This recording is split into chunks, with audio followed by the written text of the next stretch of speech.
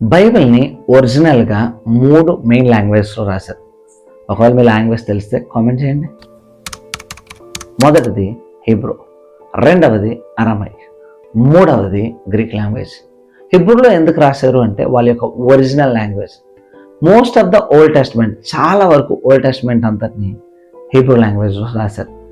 రెండవ భాష మనం గ్రీక్ చూసినప్పుడు న్యూ టెస్ట్మెంట్ అంతటినీ గ్రీక్లోనే రాశారు. అదేంటి ఓల్డ్ టెస్ట్మెంట్ హీబ్రూలో రాసి న్యూ టెస్ట్మెంట్ ఎందుకు గ్రీక్లో రాశారని మీకు క్వశ్చన్ ఉండొచ్చు.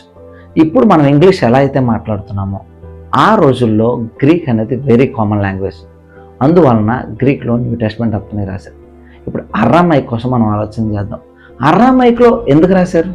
ఇప్పుడు మనం చూసామనుకోండి, ఇశ్రాయేలు ప్రజలు బబులోను చెరకు వెళ్ళినప్పుడు ఆ ప్రాంతంలో మాట్లాడే భాష అరామైక్. సో దానియేలులో కొంత భాగము, ఎజ్రాలో కొంత భాగము అరామైక్లో రాశారు. ఇది బిబ్లికల్ లాంగ్వేజెస్ హిస్టరీ.